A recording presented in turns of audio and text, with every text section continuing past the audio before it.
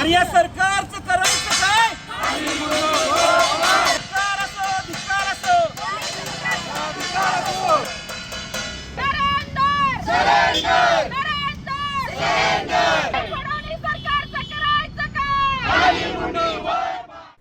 साताऱ्यामध्ये gas दरवाढ व इंधन टंचाईच्या पार्श्वभूमीवर महाविकास आघाडीच्या वतीने आज साताऱ्यात केंद्र आणि राज्य सरकारच्या विरोधात जोरदार आंदोलन करण्यात आले.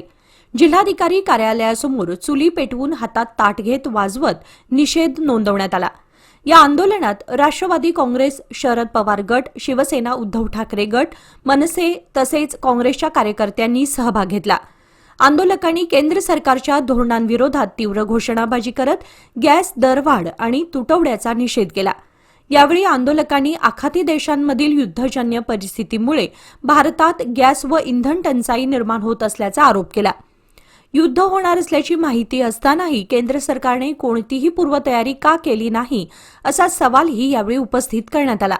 तसेच केंद्र सरकारने उज्ज्वला योजना आणली असली तरी वाढत्या गॅस दरांमुळे महिलांना पुन्हा चुलीवर स्वयंपाक करण्याची वेळ येत असल्याची टीका आंदोलकांनी केली.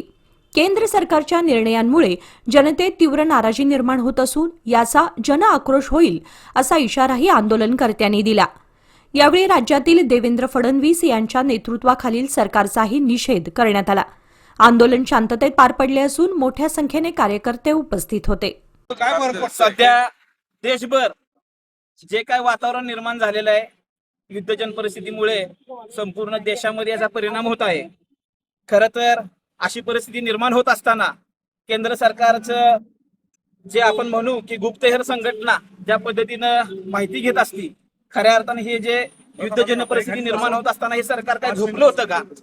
खऱ्या अर्थानं याचं पूर्व नियोजन करणं केंद्र सरकारचं, राज्य सरकारची ही जबाबदारी असताना एकीकडे सांगायचं आम्ही लाडक्या बहिणींच्या डोळ्यातले अश्रू पुसण्याकरिता उज्ज्वला योजना आणलेली आहे, आणि दुसरीकडे आता पुन्हा एकदा आम्हाला चुलीवरती स्वयंपाक करण्याची, चुलीचा वापर करण्याची वेळ या सरकारनं आणलेला आहे.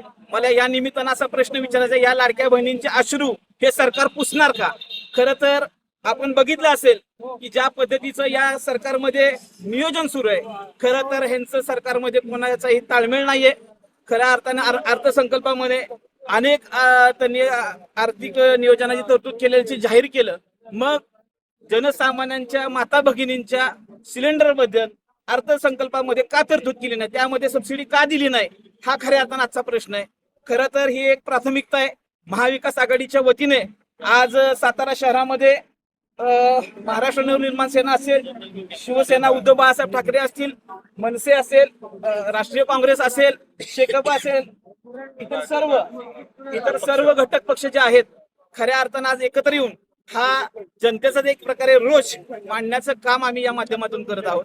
खरं तर आमची या निमित्ताने सरकारला एवढीच मागणी आहे. या निमित्ताने मी एवढंच सांगेन की फडणवीस सरकार नसून फसवणूक सरकार हे आहे. खरं तर या फसवणूक सरकारने ज्या पद्धतीचं ह्या ठिकाणी माता भगिनींना 1500 रुपये द्यायचे आणि 10,000 रुपये काढून घ्यायचे, ही जी सिस्टीम राबवलेली आहे, ही सिस्टीम आता सर्वसामान्य जनतेच्या लक्षात आलेली आहे. त्यामुळे येणाऱ्या काळामध्ये याचा जनआक्रोश झाल्याशिवाय राहणार नाही.